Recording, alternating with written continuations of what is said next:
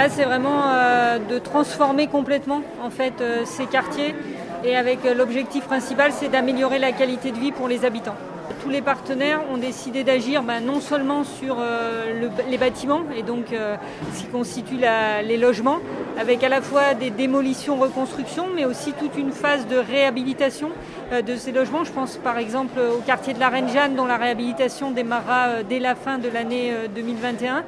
Mais après, il y a la volonté aussi de reprendre tous les espaces publics, y compris les cheminements, de favoriser tout ce qui est mobilité douce, déplacements à pied ou à vélo, notamment pour aller vers les équipements, parce qu'on a vu que les équipements étaient nombreux.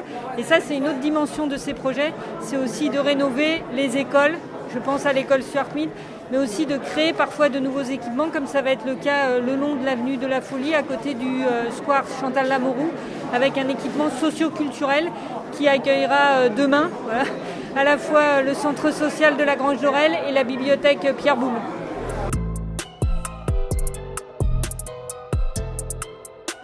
Ils ont été mobilisés dans la définition du projet urbain à travers des ateliers participatifs. Ça a été évoqué tout à l'heure par Joël Père.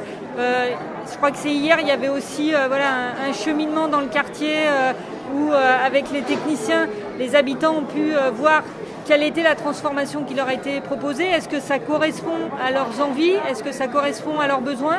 Et là, notamment sur tout l'aménagement des espaces publics, je pense que ça va être très important d'écouter les habitants, parce qu'il va y avoir des besoins de stationnement, parce qu'on reste quand même en général avec au moins une voiture par foyer, mais aussi des habitants qui vont vouloir créer peut-être de nouveaux petits parcs de proximité, des jeux pour les enfants, des jardins de jeux pour les enfants. Et donc c'est aussi par l'implication qu'on va pouvoir ensuite avoir des équipements et des espaces publics qui seront appropriés par les résidents et les habitants.